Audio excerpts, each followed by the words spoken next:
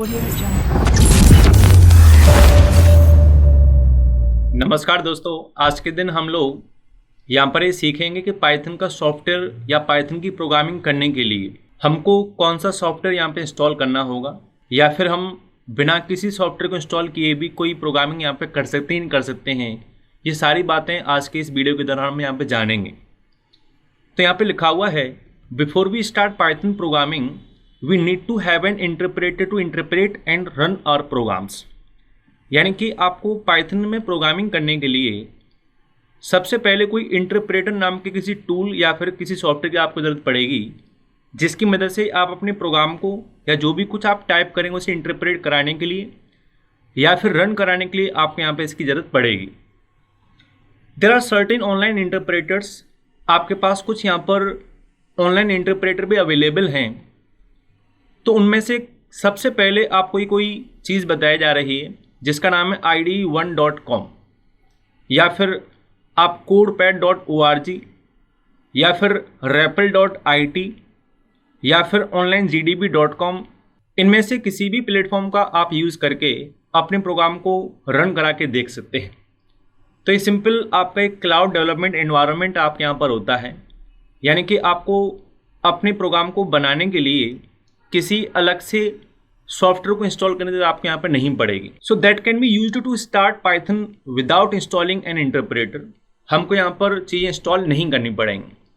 सो मैं यहाँ पर one by one her website पर एक बार जा करके चीज़ आपको करके दिखाना चाहता हूँ। सो फर्स्ट ऑफ ऑल मैंने यहाँ पर एक ब्राउज़र ओपन किया है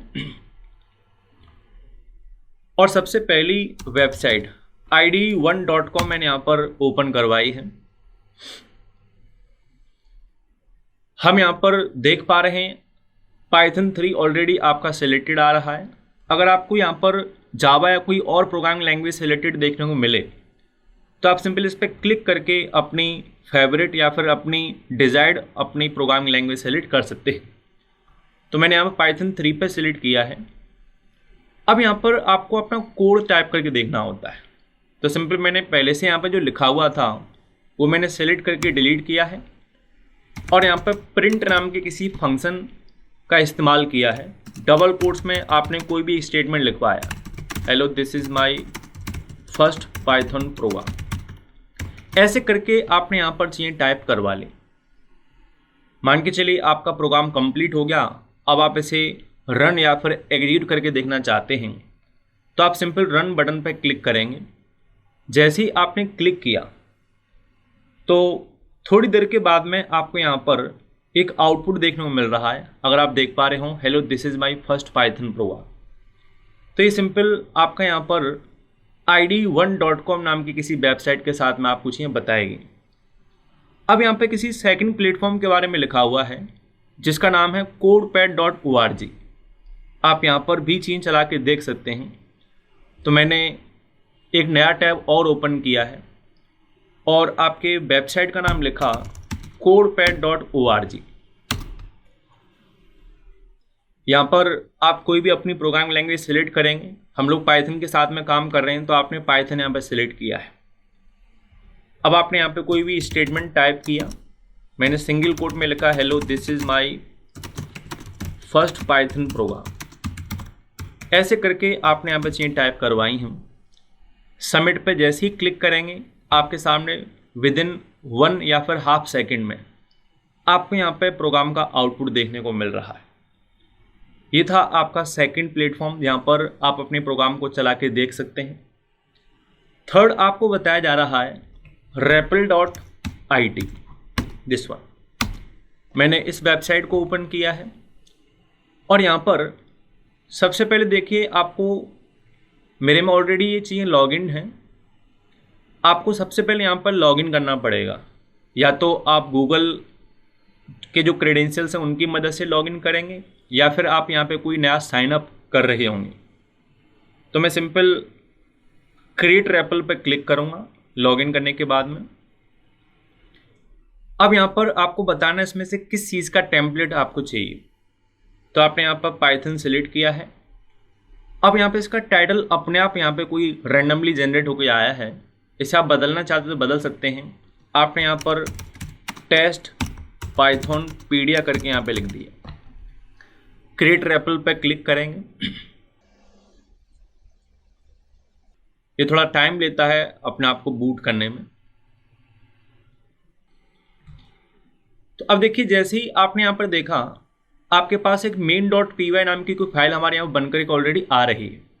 हमको यहाँ पर पुराना डेटा डिलीट करना है सिलेक्ट करके, और अपना नया डेटा आपको यहाँ पर टाइप करना है। सो मैंने अगेन प्रिंट स्टेटमेंट का यूज़ किया है।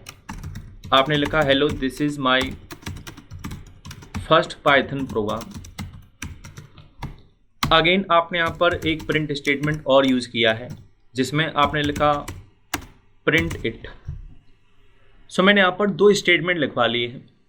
अब आप इन्हें चला के देखना चाहते हैं तो आपको एक बटन पर क्लिक करना होगा, रन बटन पर। जैसे आपने क्लिक किया, आपको प्रोग्राम का आउटपुट यहाँ पे देखने को मिल रहा है। तो ऐसे करके मैंने आपको 3 प्लेटफॉर्म बताए हैं। सबसे पहले आपको बताया गया IDE 1 के बारे में, दूसरा आपको बताया गया codepad.org के बारे में, और थर्ड मैंने आपको बताया है repl.it के बारे में। अब हम यहाँ पे सबसे लास्ट एक प्लेटफॉर्म के बारे में और बात करेंगे जिसका नाम होता है onlinegdb.com। मैंने यहाँ पर इस वेबसाइट का नाम लिखा। अब यहाँ पर बाय डिफ़ॉल्ट जो आपका लैंग्वेज होता है वो आपको यहाँ पे सिलेक्टेड नहीं मिल रहा होता है। आपको यहाँ पे आकर क्लिक करना होगा और आप अपना पाइथन इसमें सेलेक्ट करेंगे। सेलेक्ट करने के बाद में ये जो आपको एरिया देखने को मिल रहा है, यहाँ पर आपको अपने कोड को लिखना है। अगर आप चाहते हैं कि आपको ज़्यादा स्क्रीन देखने को मिले या ज़्यादा एरिया आपको यहाँ पर मिले, तो आप इस केस में सारा डेटा सेलेक्ट करके डिलीट कर सकते हैं, और यहाँ पर इस लेफ़्ट साइड वाले टैब को भी आप यहाँ पे क्लोज़ करवा सकते हैं इस पर क्लिक करते हुए। तो यहाँ पर मैंने अगेन प्रिंट स्टेटमेंट का यूज़ किया है और आपने यहाँ पर एक स्टेटमेंट प्रिंट करवाना चाहा। अगेन आपने यहाँ पर एक प्रिंट स्टेटमेंट और यूज़ किया। आपने लिखा गुड मॉर्निंग। ऐसे करके आपने यहाँ पर 2 स्टेटमेंट लिखवा लिए। रन पे आपने क्लिक किया तो देखिए आपको यहाँ पर बॉटम में आपको दोनों लाइंस का आउटपुट यहाँ पे देखने को मिल रहा है। तो ये सिंपल मैंने आपको कुछ टूल्स बताए हैं या फिर मैंने कुछ वेबसाइट्स आपको बताई हैं, इनकी मदद से आप यहाँ पर ऑनलाइन या क्लाउड के माध्यम से आप किसी यहाँ पे कर सकते हैं। इसमें आपको अपने मशीन में कोई सॉफ्टवेयर इंस्टॉल करने की जरूरत नहीं पड़ेगी। अगर आपको लगता है कि आपके सिस्टम की परफॉर्मेंस सही नहीं है तो आप ऑनलाइन ब्राउज़र के माध्यम से किसी वेबसाइट पर जा कर के प्रोग्राम्स की प्रैक्टिस यहाँ पर कर सकते हैं। तो अब यहाँ पर बात आती है आपके टूल के बारे में। तो लिखा हुआ है there are many interpreters available freely to run Python scripts like IDLE. यानी कि इसके अलावा आपके पास कुछ और हमारे पास टूल हमारे यहाँ पे होते हैं। इनमें से सबसे पहला नाम आपको बताया गया आपके आइडल के बारे में। तो आइडल के बारे में लिखा जाता है integrated development environment which is installed when you install the Python software from python.org। यानी कि जैसे ही आप python.org की मदद से या इस वेबसाइट पे जा कर के कोई सॉफ्टवेयर डाउनलोड करके जैसे ही आप इंस्टॉल करेंगे तो आपको आइडल नाम का कोई टूल यहाँ पे देखने को मिलेगा। अगर आप विंडोज़ वाले नहीं हैं, हो सकता है आप विंडोज़ के अलावा कोई और OS यूज़ कर रहे हों। अगर उनमें से आपने लाइनक्स यहाँ पे यूज़ कर रखा है तो लाइनक्स के केस में आपको एडिशनली कोई सॉफ्टवेयर इंस्टॉल नहीं करना पड़ता है। लाइनक्स के साथ में आप किसी बंडल्ड हमें यहाँ पर मिल रही होती है। तो अब हम यहाँ पर python.org नाम की किसी वेबसाइट पे जा कर के इसका एक सॉफ्टवेयर यहाँ से डाउनलोड करेंगे। देन उसके बाद में सीखेंगे उसे इंस्टॉल कैसे कर रहे होते हैं। सो मैंने ब्राउज़र ओपन किया है और python.org इस वेबसाइट का नाम आपने यहाँ पर डाला। इसमें सबसे पहले टॉप में आपको कुछ मेन्यू देखने को मिल रहे हैं। सेकंड नंबर पे जब आप डाउनलोड्स नाम के मेन्यू पे माउस लेके जाएंगे, माउस जैसे आप होवर करेंगे तो आपको यहाँ पर एक बटन देखने को मिलेगी डाउनलोड फॉर विंडोज़। इसने मेरे ऑपरेटिंग सिस्टम को जज कर लिया है। आप यहाँ पे सिंपल पाइथन 3.11 वाले बटन पे क्लिक करेंगे। क्लिक करने पर आपको कि डाउनलोडर अगर यहाँ पर है तो आपसे पूछेगा कि आपको स्टार्ट करना है कि नहीं करना है। अगर आपके पास कोई डाउनलोडर नहीं है तो आप किसी ऑटोमेटिकली स्टार्ट हो जाएंगी। तो मैंने स्टार्ट डाउनलोड बटन पर क्लिक किया है। सिंपल 24 MB का सॉफ्टवेयर है, डिपेंड करता है आपकी इंटरनेट की स्पीड के ऊपर कि इसे कितना समय आपकी चीज़ डाउनलोड करने में लगाएगा। तो मेरे पास ये चीज़ें डाउनलोड हो चुकी हैं, मुझे सिंपल देखना चाहिए कहाँ पर पहुँची होंगी। तो ऑब्वियसली डाउनलोड्स नाम के फ़ोल्डर में एक फ़ोल्डर हमारा क्रिएट हुआ है प्रोग्राम्स नाम से। यहाँ पर आपने देखा आपकी चीज़ अभी भी यहाँ पर डाउनलोड की गई हैं। जब मैं ये वीडियो बना रहा हूँ उस समय 627 आपके यहाँ पे हो रहे हैं या फिर 628 अभी यहाँ पे हो गए हैं। तो मैंने सिंपल इस सेटअप पर डबल क्लिक किया है। अब यहाँ पर आपको डायरेक्टली इंस्टॉल नाउ पर क्लिक नहीं करना होता है, हमें यहाँ पर एक चेकबॉक्स देखने को मिल रहा है। इसका रोल मैं आपको बाद में बताऊँगा, लेकिन आप याद रखें आपको इसे टिक करना है, नहीं तो आपको आगे चल के बहुत दिक्कतें होने वाली हैं। तो आप इसे टिक जरूर करिएगा। देन उसके बाद में आपने इंस्टॉल नाउ पर क्लिक किया है। सिंपल 5 या फिर 10 सेकंड ये सॉफ्टवेयर इंस्टॉल होने में लगा रहा होता है। डिपेंड करता है हमारे कंप्यूटर की परफॉर्मेंस के ऊपर कि हमारा सिस्टम किस जनरेशन का है, उसमें रैम किस टाइप की है या फिर रैम कितनी कैपेसिटी की है।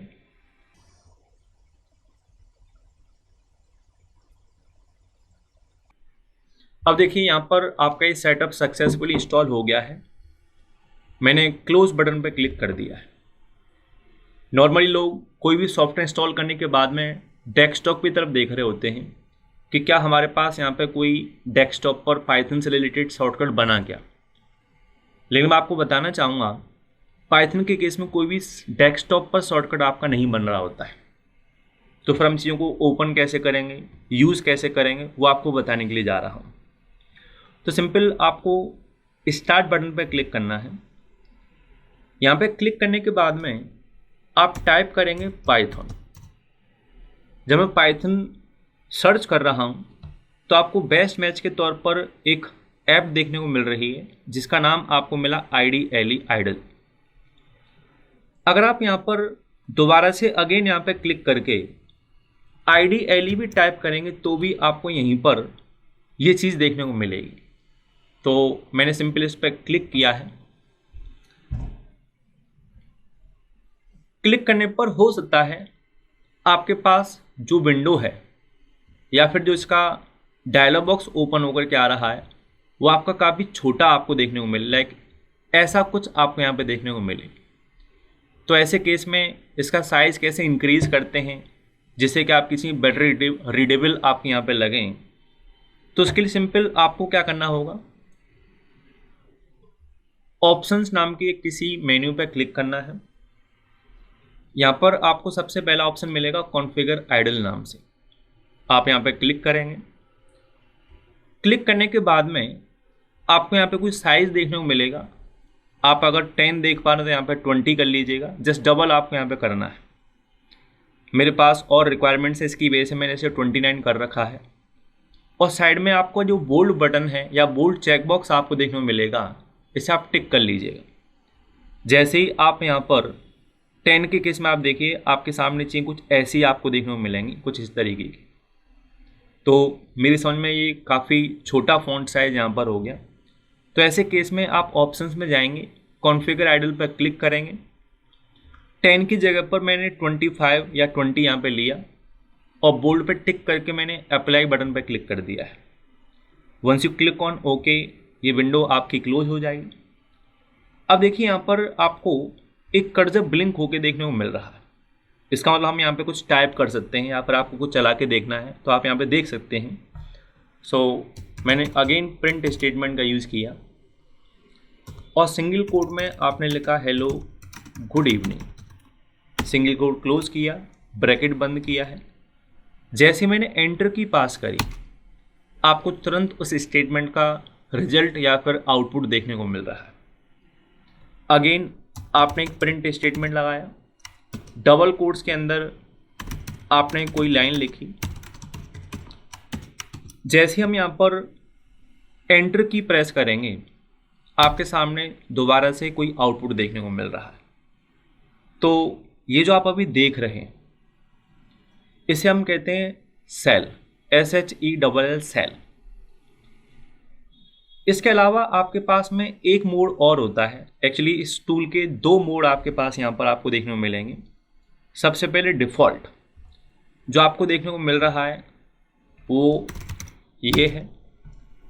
आप यहाँ पर कुछ भी लिखिए, जैसे ही आप एंटर की पास करेंगे आपको तुरंत आउटपुट देखने को मिलेगा। जैसे आपने 3+4 7 किया, ऑब्वियस ही बात है आप कैलकुलेटर का यूज़ करेंगे किसी कैलकुलेशन करने के लिए, लेकिन मैं आपको ये सिंपल बता रहा हूँ कि यहाँ पर हम एज अ कैलकुलेटर भी इस सेल को यूज़ कर सकते हैं। आपने 3+4 7 लिखा, अब यहाँ पर आप 7 × 5 यानी कि पुराने रिजल्ट को लेकर के आप कुछ करना चाहते हैं, तो आप यहाँ पर 7 × 5 लिखेंगे, एंटर की पास करेंगे तो आपको 35 देखने को मिला। अब आपको बार बार यहाँ पर पुराना वाला रिजल्ट लिखना पड़ रहा है। आप चाहते हैं रिजल्ट लिखना ना पड़े पुराना वाला, जैसा कि नॉर्मली आपके कैलकुलेटर में होता है कि आपका पुराना रिजल्ट आपका प्रिजर्व होके चल रहा होता है। तो आपने उसके लिए क्या किया, अंडरस्कोर साइन यूज़ किया है, और ×2 आप जब लिखेंगे तो इस जगह पर जो आपका अंडरस्कोर है इसका मतलब यहाँ पे वैल्यू कौन सी है आपकी 35 यहाँ पर है। एंटर की जैसे ही पास किया आपके सामने 35 × 2 70 देखने को मिल रहा है। तो सिंपल मैंने आपको चीज़ें बताई हैं कि आपका सेल किस तरीके से वर्क कर रहा होता है। अब आप यहाँ पर चाहते हैं कि हमारे पास मल्टीपल स्टेटमेंट का या फिर कॉम्प्लेक्स हमारे पास एक प्रोग्राम है, और यहाँ पर सेल में क्या होता है, आप जो भी कुछ टाइप करते हैं और जैसे ही आप एंटर की पास करेंगे वो स्टेटमेंट तुरंत चल जाता है। तो हम चाहते हैं चीज़ों को एक अच्छी जगह पे लिखा जाए, मल्टीपल स्टेटमेंट आपके लिखे जाए, देन उसके बाद में हम उनका एक कंबाइंड आउटपुट देखना चाहते हैं। तो फिर उस केस में आपको यहाँ पर इस विंडो का यूज़ नहीं करना चाहिए। तो उसके लिए हम यहाँ पर दूसरी विंडो ओपन करेंगे।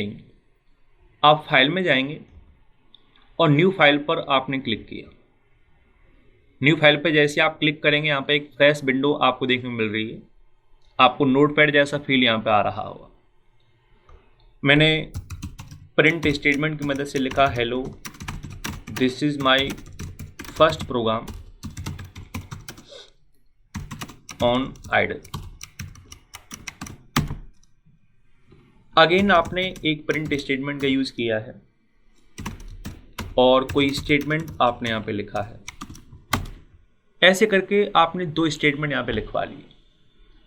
अब आपको यहाँ पर थोड़ा अच्छा लग रहा होगा क्योंकि हम जब एंटर की पास करें तो स्टेटमेंट चल नहीं रहा है। इसका मतलब हम दोनों स्टेटमेंट का कंबाइंड आउटपुट देख सकते हैं। सो उसके लिए मैं फाइल में जाऊँगा, क्योंकि अभी आपकी चीज़ सेव्ड नहीं है, अनटाइटल्ड आपको ये प्रोग्राम देखने को मिल रहा है। फाइल में गए, यहाँ पर आपको सेव नाम का ऑप्शन देखने को मिलेगा, या फिर आप Ctrl+S नाम की किसी शॉर्टकट की का भी इस्तेमाल कर सकते हैं। मैं सेव पर क्लिक करूँगा और यहाँ पर आपको बाय डिफ़ॉल्ट इसकी एक लोकेशन देखने को मिलेगी, जैसे सी ड्राइव, यूजर्स नाम का फोल्डर। यूजर्स नाम के फोल्डर के अंदर आपको आपके सिस्टम के नाम वाला फोल्डर देखने को मिलेगा। मेरे केस में ये नाम यामिनी है, आपके केस में आपके सिस्टम का नाम यहाँ पे हो सकता है। Then app data, local programs, Python 3.11, बहुत डीप जा कर के आपके प्रोग्राम क्या होने वाले, आपके सेव होने वाले। बट बीइंग अ बिगिनर, ये ज़रूरी नहीं कि आप यहाँ पर अपने प्रोग्राम को इसी जगह पे सेव कराएं, क्योंकि बाद में फिर आप ढूंढते रह जाएंगे। तो मैं आपको सजेस्ट करूँगा कि आप अपने किसी ड्राइव में एक पर्टिकुलर फोल्डर बनाएं। तो मैंने स्टूडेंट्स नाम का कोई ड्राइव बना रखा अपने लिए। आप लोगों ने भी स्टडी या फिर मूवीज़ या इंटरटेनमेंट नाम की कोई ड्राइव बना रखी होंगी। सिंपल मैं स्टूडेंट्स नाम की ड्राइव पर गया और मैंने एक नया फोल्डर बना लिया। कोई भी आप नाम में दे दीजिए। यहाँ पर मैंने लिखा पाइथन प्रोग्राम्स। इस प्रोग्राम के फोल्डर को ओपन किया है, अभी यहाँ पे कुछ है नहीं। देन उसके बाद में आपको बताना है आपकी फ़ाइल का नाम। फाइल के नाम के तौर पर आपने लिखा फर्स्ट। अब देखिए, हमेशा फाइल के नाम के साथ में एक एक्सटेंशन आपके यहाँ पे दिया जाता है या फिर ऑटोमेटिकली चीज़ें आपके यहाँ पर हो जाती। आप देख पा रहे होंगे यहाँ पर सेव एज टाइप में पाइथन फाइल्स आपका आ रहा है। तो आप अगर यहाँ पर कोई एक्सटेंशन नहीं देंगे, एक्सटेंशन का डॉट लगा करके आप यहाँ पर .py लिखें, अगर आप पाइथन का प्रोग्राम बना रहे हैं तो। अगर आप सी का प्रोग्राम बनाते तो आपको यहाँ पर first.c यहाँ पर यूज़ करना पड़ता। अगर आप C++ का कोई प्रोग्राम बनाते तो आप उस केस में CPP का इस्तेमाल कर रहे होते, या फिर आप जावा के केस में .java लगा रहे होते। तो अगर आपको लगता है कि हम अपने फाइल के नाम के साथ साथ एक्सटेंशन भी अपने हाथों से देना चाहते हैं तो आप यहाँ पर .py यूज़ कर सकते हैं। अगर आप यूज़ नहीं करेंगे तो ऐसे केस में आपका एक टूल है जो आपका एक काम करवा देगा। सो सेव बटन पे आपने जैसे ही क्लिक किया, अब आपको फाइल का नाम देखने को मिला first.py और इसकी प्रॉपर लोकेशन आपको देखने को मिल रही है। यह आपका प्रोग्राम टाइप होकर के रेडी है। अब आप इसे चला के देखना चाहते हैं। सो 4th नंबर पर एक रन नाम का आपको मेन्यू देखने को मिला। इस पर आपने क्लिक किया।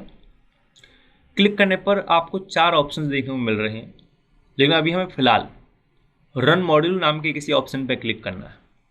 आप चाहें तो यहाँ पे कोई शॉर्टकट की इस्तेमाल कर सकते हैं, F5 नाम की शॉर्टकट की। तो मैंने सिंपल अभी क्लिक किया है इसके ऊपर। जैसे मैंने क्लिक किया, आपके सामने देखिए आउटपुट उसी लोकेशन पर देखने को मिल रहा है जिस लोकेशन पर आप अभी थोड़ी देर पहले आपके कैलकुलेशंस यहाँ पे करके देख रहे थे। यानी कि अल्टीमेटली आपके प्रोग्राम का जो आउटपुट है वो आपको हमेशा आपके सेल पर ही देखने को मिलने वाला है। आपने प्रोग्राम को दोबारा से रन किया तो आपको यहाँ पर भी प्रोग्राम का आउटपुट देखने को मिल रहा है। तो अभी फ़िलहाल इस वीडियो में मैं इतना रखना चाहूँगा। अगली क्लास के दौरान आपको स्टेटमेंट्स